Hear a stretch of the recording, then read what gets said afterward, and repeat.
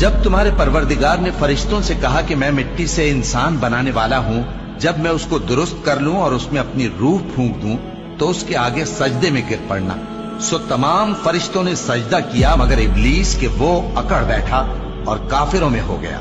اللہ نے فرمایا کہ اے ابلیس، جس شخص کو میں نے اپنے ہاتھوں سے بنایا اس کے آگے سجدہ کرنے سے تجھے کس چیز نے منع کیا؟ کیا تو غرور میں آ گیا یا اونچے درجے والوں میں تھا؟ بولا کہ میں اس سے بہتر ہوں کہ تو نے مجھ کو آگ سے پیدا کیا اور اسے مٹی سے بنایا۔ فرمایا بس یہاں سے نکل جا، تو مردود ہے اور تجھ پر قیامت کے دن تک میری لعنت پڑتی رہے گی۔ کہنے لگا کہ میرے پروردگار، اچھا تو مجھے اس روز تک کہ لوگ اٹھائے جائیں مہلت دے۔ فرمایا کہ تجھ کو مہلت دی جاتی ہے اس روز تک جس کا وقت مقرر ہے۔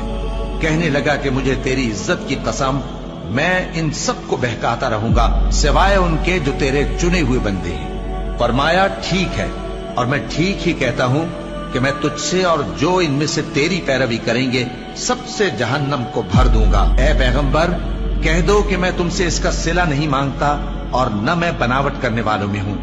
یہ قرآن تو اہل عالم کے لیے نصیحت ہے اور تم کو اس کا حال کچھ وقت کے بعد معلوم ہو جائے گا۔